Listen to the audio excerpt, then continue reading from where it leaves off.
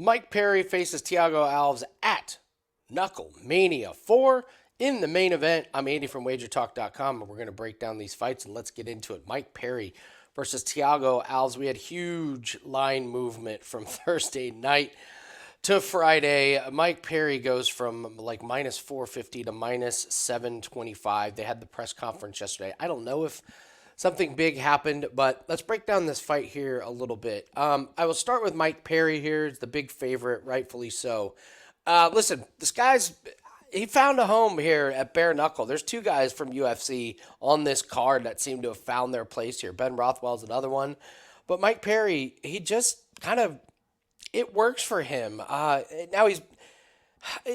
What do you make of him beating Julian Lane, Michael Page at a bare knuckle, Luke Rockhold, and then he overwhelms Eddie Alvarez? For whatever reason, it just works for him. Mike Perry just pushes forward, swings really, really hard. He's willing to eat shots, but he gets to his opponent before they get to him with that forward pressure. And that's just really what it's been all about in these last two fights with Rockhold and Alvarez. And I expect he's going to do the same against Thiago Alves. Listen, we haven't seen Thiago since June of 2021. Now the guy's 40. Perry was pretty obvious, or pretty honest with us when he said Eddie Alvarez just didn't really want that action, but Thiago is going to stand there and bang. Like he's like, I'm not going to be able to run over him at first. I do think eventually he does run through him. I think Perry's just going to be too much for him. I mean, in Thiago's last fight, this win for doctor stoppage, little bit, it's a little deceiving because make no mistake, Thiago was cut bad, he was opened up, and Diaz just absolutely gassed. Absolutely fell apart cardio-wise. Thiago was able to beat him up, and then you get the doctor stoppage with a really bad cut. But this was not a dominating performance from Thiago, and it was almost 3 years ago. This guy's 40. So I think Perry is going to be ready to take some punishment from Thiago. But in the end, I think he gets to Thiago's face. Good friend Jim Malero, who does all the UFC and PFL and Bellator videos with me, brought up a good point. He's like, man, if there was a prop for this fight to be stopped because of a cut, I was like, yeah, that's probably a good one. These guys are going to land. Not great defense, but I think Perry eventually gets to Alves and gets the knockout. I'm going to go with round 2, maybe 3 for Mike Perry in that one. Lorenzo Hunt and Mick Terrill, great fight. This is going to be a really good one. This is not going to be one of those chaotic swing for the fences and then both guys are tired. This is going to be, I don't want to say measured, but these guys are patient, especially Lorenzo Hunt, and these guys are real fighters. This is a championship fight. So Terrill did a really good job against Arnold Adams' last one. Terrill ate some punishment, weathered the storm, and then gets the KO. And this guy finishes. But if you look, it's not all round 1 finishes. He's measured. He's patient, and he's going to be bigger than Lorenzo Hunt. And Lorenzo Hunt, this guy's been really, really good in bare knuckle boxing. He goes for more of a volume approach. This isn't a guy who, if he has his chances to go for the knockout, he will. But we saw against Chris Camozzi that he just patient, volume. If it's not there, I'm not going to put myself in bad positions. And I think that's kind of what we see from Hunt in this one. I do think there's a chance this fight goes the distance. I wouldn't be taking unders. Both guys are going to be very, very defensive. I think they're not going to let the other one tee off and eat some really, really bad damage. So I think it's going to be a little bit of a cerebral fight. I got Hunt by decision in this one, but this one, if you're looking for the wild craziness, I don't think this is your fight. But if you're looking for a really, really skilled, bare knuckle boxing match where you see strategy and you see adjustments in between rounds, this is going to be a great fight for you to watch. I have Hunt. Hunt is the favorite right now. Time of recording it, minus 215, so it's bettable. But make no mistake, Mick Terrill's live dog in this one should be a good fight. Todd Duffy and Ben Rothwell. I thought Rothwell's looked really good in his bare knuckle fights. Not against great opponents, but he just kind of looks like he was made for bare knuckle. He's big, so he's hard to get to. He's hard to hit. Like when they swing, he just has these big arms that just deflect shots, and he's got a big old head. It's hard to damage him. So he obviously comes off of UFC. He's said he's 42, but he wants a title shot. He said in his press conference that he loves bare knuckle fighting. He loves the company. So maybe he might be looking to extend his career with being a fighter and then maybe with doing, I don't know, some announcing, commentating, whatever, or maybe on the back end, behind the scenes. But he seems to really be into this, into the sport and into this company. And he's fighting Todd Duffy, who, listen, let's be honest. His last fight was against Frank Mir in 2015. I went and watched this fight against Phil DeFries. Like, Duffy threw a couple punches, then tried to throw this ridiculous spinning kick that DeFries, like, tackled him, got on top of him, and then finishes him on the ground. So we couldn't really see much. Duffy is just really inactive, and even though he's younger than Rothwell, I think he's going to look like the older guy. I think Rothwell's just much better on the feet, and I think Duffy's going to come out way too excited. I think he's going to swing really hard and tire himself out. I got Rothwell by knockout over Duffy. Julian Lane over Kinof. I'm not a fan of either one of these guys, to be honest with you. Julian Lane, listen, who doesn't love a rebound story or a comeback story? If you don't know, this was the guy in the viral video when he was on The Ultimate Fighter. He got wasted one night and tried to fight someone, and he just kept saying, "Just let me bang, bro. Just let me bang, bro." So credit to him, man. You know, it's been a long road for him. He's got a lot of losses. He's trying to find his place, but he gets a win in Cage Thunder, and then he beats Murat Kazgan in his last fight. He didn't look great, but a win is a win. He's got long arms, which really helps him in bare knuckle, and he's 36, seems to have his life turned around, which is always good. Kinof, though, so he's coming off of a loss, but it went the distance, and he had great cardio. He was fine in the last round. He was just fighting a guy that was just a little bit better than him. I think Kinof is going to win this fight.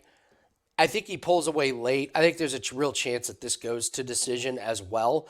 Right now, Kinof is only minus 180. Julian Lane is going to have to do damage early because Julian Lane does tend to eat some shots and get damaged as the fight goes on. I'm not sure Kinof is the one-shot knockout power guy against Lane, but Kinof should be the pick, and I think he's going to win as the fight gets extended. Andrew Carr and Ruben War. This is a Andrew Carr massacre. Ruben War is coming off of a win against just a horrible fighter in Lorenzo Coca. If you guys watch that video, I referred to Lorenzo Coca as the ultimate I have nothing to lose guy. Like, he had nothing to lose in that fight. He doesn't seem to have anything to lose in life. He's just a maniac. And Ruben War is not a polished fighter at all. He knocked out Coca, but listen, he looked terrible. Andrew Carr is coming off a nice win against bare knuckle. But when you watch the film, Andrew Carr is just like gonna be much better. War comes in with his chin way up, and he's just swinging wild. Yeah. Absolutely, he could be in line for a first-round KO, but he better, because if he doesn't, he's done. There's no way this sees the third round. If you take under 1.5, I think you're good to go. Angelo Carr is minus 400. That's a good parlay piece. Frank Alvarez and Victor Rosas. Okay, if you're looking for the wild, chaotic fighter on this card, Frank Alvarez is your guy. I don't even know his real name because the books have him listed as Daniel Alvarez. So just look for Alvarez. Alvarez is an absolute maniac. In two fights ago, he literally picked up a guy and slammed him on his head almost like a tombstone pile driver. How he didn't get disqualified, I'll never know, but they let the fight go on. He tackled the guy. It was a street brawl. The guy's an absolute maniac, which is great for us viewers. He got absolutely blasted in his last fight 1 minute in.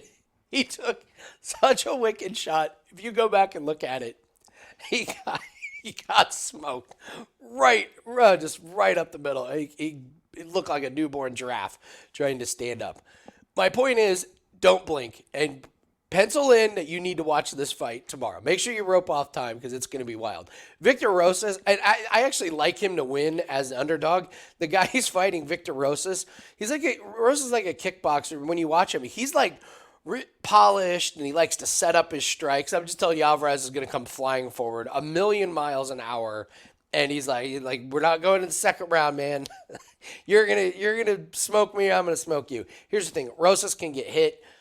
This win he had against Anthony Doe, it goes down as a TKO, but the doctor stopped it. It wasn't like Doe got knocked out or anything. There was like his eye swelled, but Doe, who's not that great, was landing clean shots on Rosas. And Rosas, this is his first bare knuckle fight, and I think when he gets hit with bare knuckles, it's going to be an eye-opening experience, especially from a berserker. Shout out to you 80s wrestling fans like Alvarez. So that one's going to be pretty crazy. Alvarez is your underdog pick on this one. You can get him. Oh, no, the line has switched. There you go. Alvarez was an underdog yesterday, and now he is all of a sudden the favorite. I still think he wins at minus 175. So Jeremiah Riggs cost us some money last time. He gets the flash KO against Sonny Smith. I'm still mad at that one. He just lands the Hail Mary punch, and he was less than a minute into it, and his eye was already cut, so he comes forward, just lands a Hail Mary shot. Make no mistake, he's not that good. Alfredo Angolo is a very, very polished boxer. This is his first bare knuckle fight.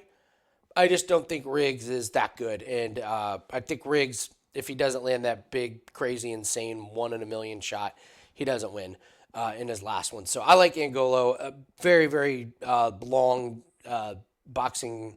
Not long, but he's done a lot of boxing. His record isn't that good, but when you go look at the film, he's just polished. He's going to have much better footwork. I think he pieces up Riggs and kind of puts a schooling on there. And Riggs is going to go for the gusto and try and get another huge knockout, but I think Angolo's the pick. Then finally, Crystal Pittman versus Sydney Smith here. But before we break this one down, guys, I want to tell you we do have a promo code that is up right now. Promo code Andy3. This is at wagertalk.com. Just go to my profile page. Gets a 3-day pass for $49. We have a 5% tennis play and a 5% UFC play that go off on Saturday. These plays will be included with that. We've only had one other 5% tennis play this year. We hit that. That was back in February. UFC, we're on a 6-1 run. Really, really excited about that. And we hit our last 5% play on Alex Pereira. So we got a 5% play locked in. And we have our official Bare Knuckle Fighting Championship play of the week. That is up there. So we're decided to run a 3-day pass, $49. We are up 73 units, all sports, in 2024. We were up 91 units in 2023, and we are almost there. So the year 2024 has been very, very good to us and for our bankrolls. So encourage everyone to grab that. And while you guys are at it, if you could hit the like button and leave us a comment, tell us what fights you like. Tell us if you agree, disagree with these. Just leave a comment. It really helps us out. Just say hi, put an emoji with that. And also, I said this on the UFC video, and it worked out great. If you want to post a mean comment, make sure you put at the end if you really want it to be mean or if you're just being sarcastic and having fun. That way I know how to respond. Like I've missed some of I've responded the wrong way on some of the comments. So I need to know if you guys are like seriously wanting to say that you can't stand my plays or if you're just trying to have fun. So make sure you let me know at the end of the comment. But if you love the picks and you love the videos, fire away as many comments as you want. All right, Crystal Pittman and Sydney Smith. Our girl, Sydney Smith, who we were going to make so much money on her against Christine Vicens. She was going to get her brakes beaten off. And right before she was ready to walk out, they wouldn't let her fight. Or they said she was hurt or whatever. I truly believe they finally just talked some sense into her. Like, you're going to get killed out here. Guess what? She's not going to beat Crystal Pittman either. Crystal Pittman is not great. But first off, Crystal Pittman is like 20 pounds heavier than her. Like, Sydney Smith weighed in at 115 in her last fight. Crystal Pittman is weighed in at like 135. So huge, like, thickness disparity. And Pittman, she doesn't throw a lot of volume, but when she does throw and she lands, they land really hard. And that is going to be a bad thing for Sydney Smith. Sydney Smith is going to come in flailing away, except she doesn't look where her punches are landing. And the first couple times she gets mollywopped by Pittman. She is going to turn and turtle up. She's going to absorb a lot of damage. I think it's Pittman.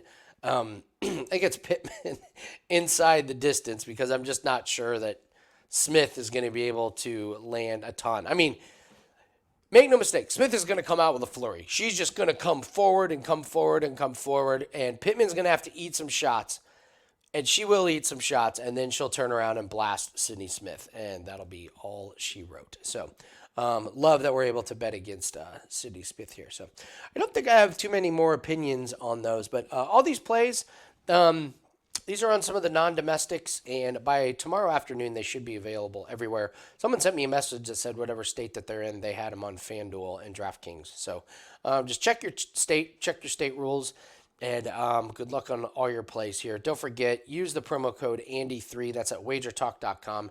Promo code Andy3 gets a 3-day pass. We have 2 5% plays that go off on Saturday. And we have an official bare knuckle play, and this pack is also going to include all of our NBA and NHL props, 7-2 in NBA playoffs. So April's been a really, really good month. Actually, March and April been really, really good to us. So, all right, that is going to do it for it. Thanks, everyone, for joining. I'm Andy from WagerTalk.com. Good luck on all your plays, and we will see everyone on the UFC preview video, which should be out Friday night.